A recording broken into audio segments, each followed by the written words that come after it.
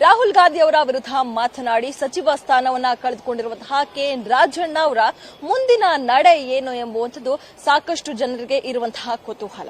ಹೌದು, ಈಗಾಗಲೇ ರಾಹುಲ್ ಗಾಂಧಿ ಅವರು ಮತಗಳ್ಳತನ ಆರೋಪವನ್ನ ಮಾಡಿದ್ರು. ಈ ಒಂದು ಆರೋಪದ ವಿಚಾರವಾಗಿ ಬೆಂಗಳೂರಿಗೆ ಬಂದು ಪ್ರಬಲವಾಗಿ ಹೋರಾಟ ಮಾಡಿದಂತಹ ರಾಹುಲ್ ಗಾಂಧಿ ಅವರ ವಿರುದ್ಧವೇ ಅಂದ್ರೆ ಪಕ್ಷದ ವಿರುದ್ಧವೇ ಕೆಎನ್ ರಾಜಣ್ಣ ಅವರು ಮಾತನಾಡಿ ಇದೀಗ ಪಕ್ಷದಿಂದ ಅಂದ್ರೆ ಸಚಿವ ಸ್ಥಾನದಿಂದ ಇದೀಗ ವಜಾ ಆಗಿರುವಂತದ್ದು. ಸೊ ಇದರ ಜೊತೆಗೆ ಮುಂದಿನ ದಿನಗಳಲ್ಲಿ ಕೆಎನ್ ರಾಜಣ್ಣ ಅವರ ನಡೆ ಏನು ಅನ್ನುವಂಥದ್ದು ಸಹ ಸಾಕಷ್ಟು ಕುತೂಹಲ ಮೂಡಿಸಿರುವಂತದ್ದು. ಇದರ ಜೊತೆಗೆ ಅಂದ್ರೆ ಬರೀ ವಜಾ ಅಷ್ಟೆಲ್ಲ ಪಕ್ಷದಿಂದ ಉಚ್ಚಾಟನೆ ಮಾಡ್ತಾರೆ ಅನ್ನುವಂತಹ ಗುಸುಗುಸು ಸದ್ಯ ರಾಜಕೀಯದಲ್ಲಿ ಶುರುವಾಗಿರುವಂತದ್ದು. ಸೊ ಹೀಗಾಗಿ ಏನಾದ್ರೂ ಪಕ್ಷ ಕೆಎನ್ ರಾಜಣ್ಣ ಅವರನ್ನ ಈಗಾಗಲೇ ವಜಾ ಮಾಡಿದೆ.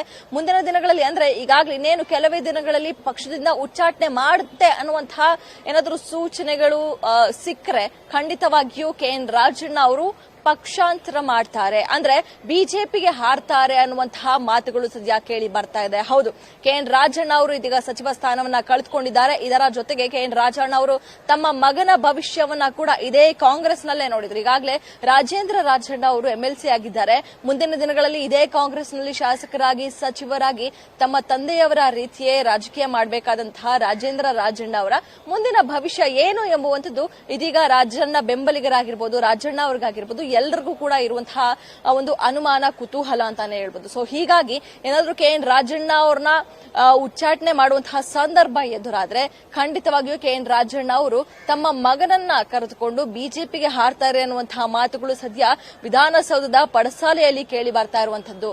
ಸೊ ಹೀಗಾಗಿ ಅಂದ್ರೆ ಏನಾದ್ರೂ ಈಗಾಗಲೇ 2004ರಲ್ಲೂ ಕೂಡ ಇದೇ ಸಂದರ್ಭ ಎದುರಾಗಿತ್ತು. ಅಂದ್ರೆ 2004ರಲ್ಲೂ ಕೂಡ ಕೆಎನ್ ರಾಜಣ್ಣ ಅವ್ರಿಗೆ ಕಾಂಗ್ರೆಸ್ ಕೈ ಕೊಟ್ಟಿತ್ತು.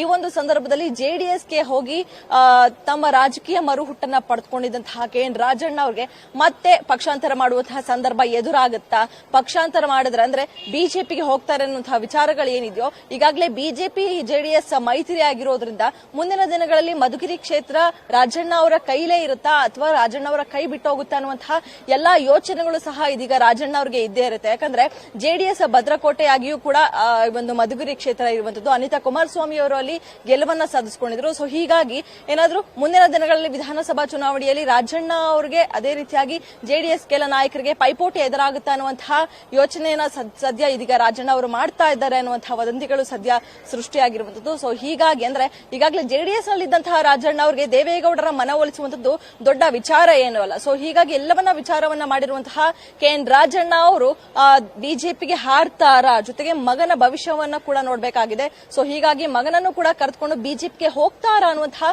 ಗುಸು ಪಿಸು ಏನು ಓಡಾಡ್ತಾ ಇತ್ತೋ ಇದಕ್ಕೆ ಪುಷ್ಟಿ ಎಂಬಂತೆ ಇದೀಗ ಮಾಜಿ ಸಚಿವ ಶ್ರೀರಾಮುಲು ಅವರು ಕೂಡ ನೇರವಾಗಿಯೇ ಆಹ್ವಾನವನ್ನ ನೀಡಿದ್ದಾರೆ ಕೆಎನ್ ರಾಜಣ್ಣ ಅವರಿಗೆ. ಅಂದ್ರೆ ಅವರು ಕೂಡ ಇದೇ ಮಾತನ್ನ ಹೇಳಿರುವಂತದ್ದು. ಅಂದ್ರೆ ನಿಮ್ಮ ಮಗನನ್ನ ಕರೆದುಕೊಂಡು ಬಿಜೆಪಿಗೆ ಬಂದು ಬಿಡಿ ರಾಜಣ್ಣ ಅನ್ನುವಂತಹ ಹೇಳಿಕೆಯನ್ನ ಸದ್ಯ ಮಾಜಿ ಸಚಿವ ಶ್ರೀರಾಮುಲು ಅವರು ನೀಡಿರುವಂತದ್ದು. ಹೌದು, ಏನು ಮೊದಲಿನಿಂದಲೂ ಕೂಡ ಕಾಂಗ್ರೆಸ್ ಸರ್ಕಾರ ಎಸ್ಟಿ ಸಮುದಾಯದವರಿಗೆ ಅನ್ಯಾಯ ಮಾಡ್ತಾ ಇದೆ. ಕಳೆದ ಒಂದು ವರ್ಷದಲ್ಲಿ ಎಸ್ಟಿ ಸಮುದಾಯದ 2 ಸಚಿವರನ್ನ ವಜಾ ಮಾಡಿರುವಂತದ್ದು. ಅಂದ್ರೆ ನಾಗೇಂದ್ರ ವಿಚಾರ, ವಾಲ್ಮೀಕಿ ವಿಚಾರವಾಗಿ ನಾಗೇಂದ್ರ ಅವರನ್ನ ವಜಾ ಮಾಡಲಾಗಿತ್ತು. ಇದೀಗ ಅದೇ ಸಮುದಾಯದ ಕೆಎನ್ ರಾಜಣ್ಣ ಅವ್ರನ್ನ ಅಂದ್ರೆ ತುಮಕೂರಿನಲ್ಲಿ ಪ್ರಬಲ ನಾಯಕರಾಗಿರುವಂತಹ ಕೆಎನ್ ರಾಜಣ್ಣ ಅವರು ಕೂಡ ವಜಾ ಮಾಡಿರುತ್ತದೆ. ಸೊ ಹೀಗಾಗಿ ನಿರಂತರವಾಗಿ ಎಸ್ಟಿ ಸಮುದಾಯಕ್ಕೆ ಕಾಂಗ್ರೆಸ್ ಅನ್ಯಾಯ ಮಾಡ್ಕೊಂಡು ಬಂದಿದೆ. ಇದನ್ನ ನಾವು ಸಹಿಸಲ್ಲ.